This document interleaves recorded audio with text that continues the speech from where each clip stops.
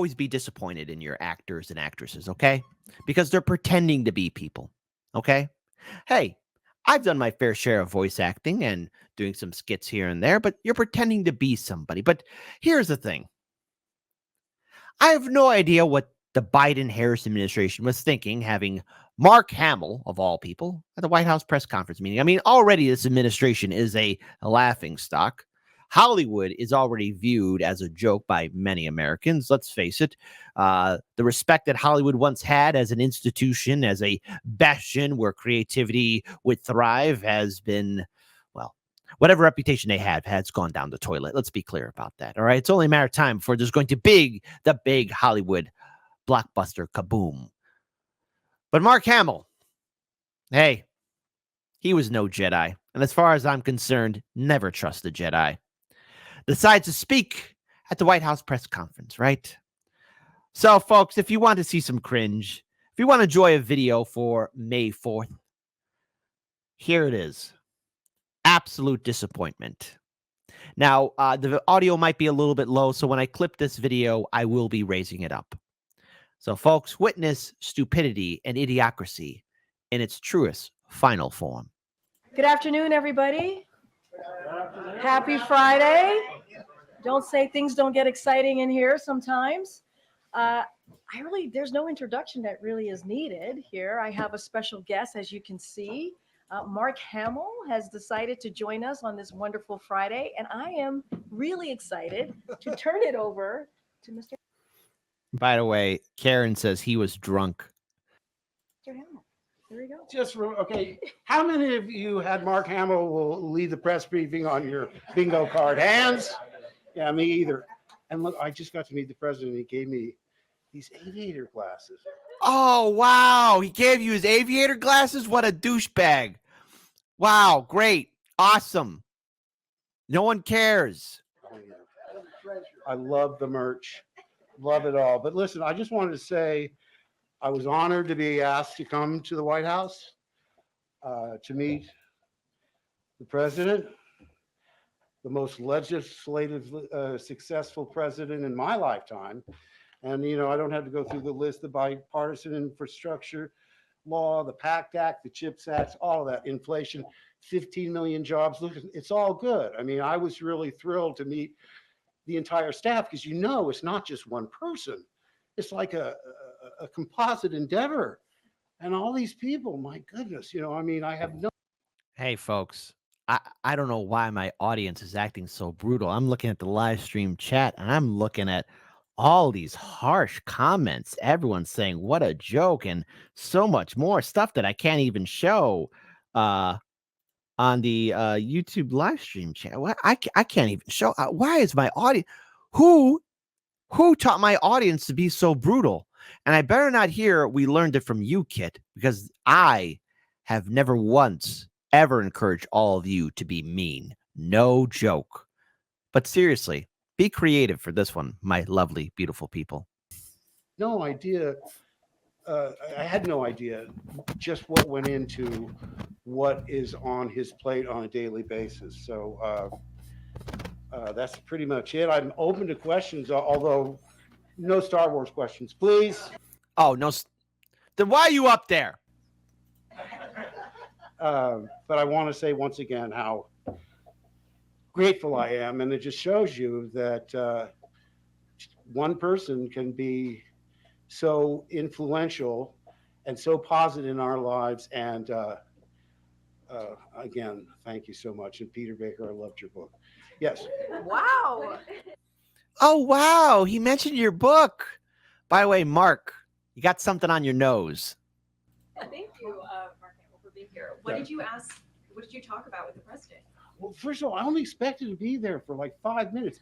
He showed us all these photographs, and you know, it was really amazing to me because you know I was invited to the Carter White House, and I came, and then I came to the Obama White House, but I never was invited into the Oval Office, and it was a large gathering. So this one was really extra special. All right, sir. So yes, Biden bring up Star Wars to you, sir? well, you know, I called him Mr. President. He said, You can call me Joe. And I said, can I call you Joe B1 Kenobi? Ah, fuck you. Really? Can I call you Joby One Kenobi? Boo! Lame. Boo! That's the dumbest thing. Hey, hold on. Just because you heard it, you got to hear it again. Joby One Kenobi. Work of art right there. The Oval Office, and it was a large gathering. So this one was really extra special. All right, sir. So, yes, And Biden bring up Star Wars too, sir? well, I called him Mr. President. He said, you can call me Joe. And I said, can I call you Joe B1 Kenobi? And he liked that. But listen, I'm not really here to dominate. I have to turn it back over to our wonderful press secretary, Corinne Jean-Pierre. So thank you all so much. Thank you. All right, thank you. Thank you. Okay. Thank you so much for being here. I got to get those shades. Thank you, guys. Thank you. Oh, God. The press is like, yeah, woo. Oh, Jesus. Where was Max Blumenthal or Aaron Mont? I would love that they've been there. Be like, Mark, what's it like knowing that you're with a president that's enabling genocide in Gaza? I don't know. Oh, that would have been great if we had someone from the gray zone there. But that'll never happen because the White House press conference once they definitely wanted this control. This was one big major PR stunt. Hey, everybody, look, it's Mark Hamill with Joe Biden. That's going to bring in the voters because they like Star Wars. Dumbest thing ever. No one ever claps for me when I get off the podium. Because you suck. That's why. Oh, she asked, nobody ever claps for me when I get off the podium. Because you suck. Thank you. No one ever claps for me when I get off the podium. I'm just saying. Anyways, so here's an article. Star Wars Mark Hamill hails Joby-Wan Kenobi after White House meeting. Oh, look, he's got the aviator glasses. It's stuff like this that makes me side with Emperor Palpatine, okay? I'm being serious here. After everything, especially with the Disney reboot destroying the expanded universe, sorry, folks, but the Empire didn't do anything wrong. Alderaan getting blown up, not my problem. The Jedi being exterminated, not my problem. Palpatine was right. Palpatine was right the whole time. So let's go ahead and dig deep and use the Force and figure out what the hell's going on here. You will never find a more wretched hive of scum and villainy. But enough about Washington. The Star Wars actor Mark Hamill, who once saw off gangsters at a fictional space fort, came to the U.S. Capitol on Friday for a meeting with Joe 30330 Biden. Quite why he was in the Oval Office and what was talked about remains something of a mystery. Goodness gracious, Cretaceous. A long time ago, Jesus Christ, Guardian, who wrote this article? David Smith. Okay, geez, man, you're nerding out, but it's okay. I'll give this a pass. A long time ago in a galaxy far, far away, Biden was riding high in the opinion polls, but now perhaps he is in need of added star power. And who'd they dig up? Old washed-up actor Mark Hamill.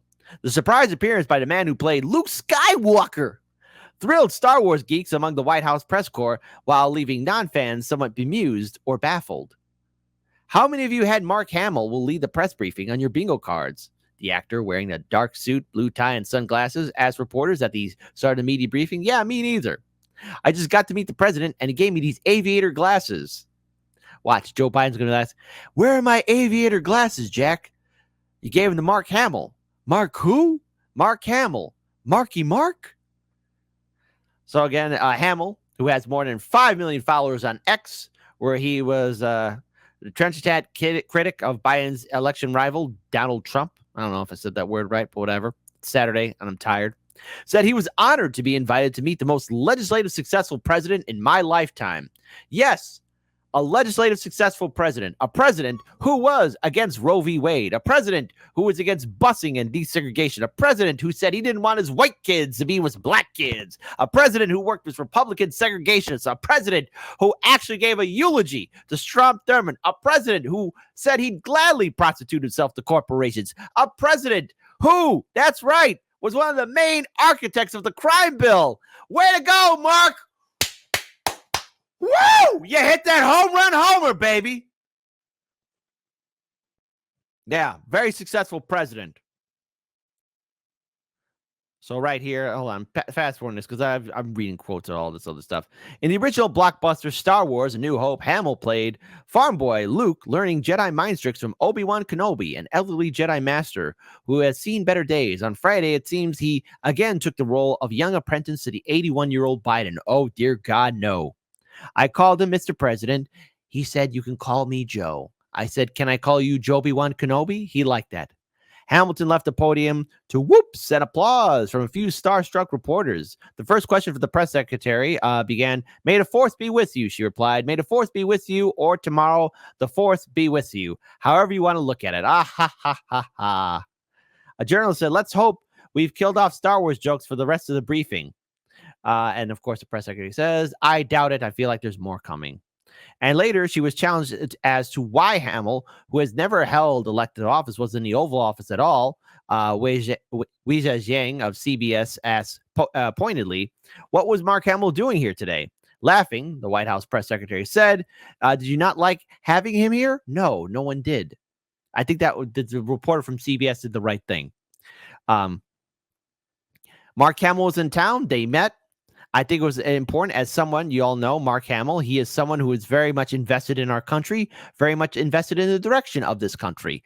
Bullshit. He's an actor who plays make-believe, okay? He pretends. He's pretending. He's not the King of England. He's not the Pope of Rome. He's not the Prime Minister of Russia. He's not the magician of Atlantis. God damn it. What the hell is he doing in the White House Oval? Never mind. Who cares?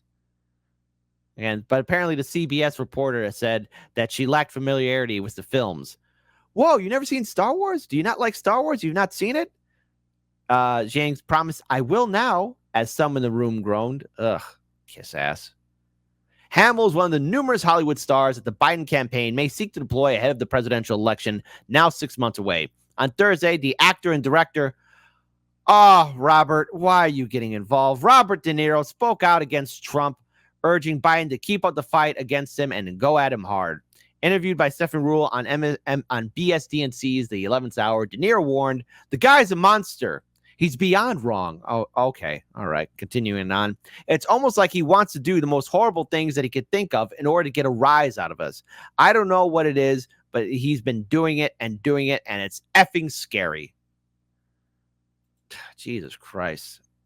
Hollywood actors, the most thin-skinned people on the whole planet. So there it is. There's your Star Wars May 4th story. Mark Hamill in the Oval Office to try and maybe get young people to vote for him, or people to vote for him at all. Because, hey, look, guys, here's former celebrity, washed-up actor Mark Hamill with Joe Biden. Isn't that great? They're going to pull out all the stops. They're going to get everyone from Hollywood to be standing next to Joe Biden. Folks, do not fall into the trap of worshiping celebrities. Okay? Hollywood is an area, just like Washington, D.C., filled with scum and villainy. All right? Those people in Hollywood and in Washington, D.C., and yes, I do mean those people in Hollywood and in Washington, D.C., are shallow, vain, fake people. It's all fake. Washington, D.C. and Hollywood have so much in common, it's hard to separate the two. In fact, hey, folks, let's have democracy in the chat. Which place is far more vile and disgusting? Type 1 for Washington, D.C., type 2 for Hollywood. I wonder which one will win out. In fact, I'm going to ask that polling question. I'm going to put that polling question in the community section for our YouTube page. But that was the most cringe fest White House press briefing ever. What, you didn't like seeing Mark Hamill up here? No one ever applauds me when I leave the podium. This administration is going to get desperate, folks. I wonder how desperate this administration will get. And you know what? Now I really have to think just how crazy the DNC convention will be. How many celebrities, musicians, actors, actresses, all the people, the whole shebang, how many people are going to show up at the DNC convention here in Chicago?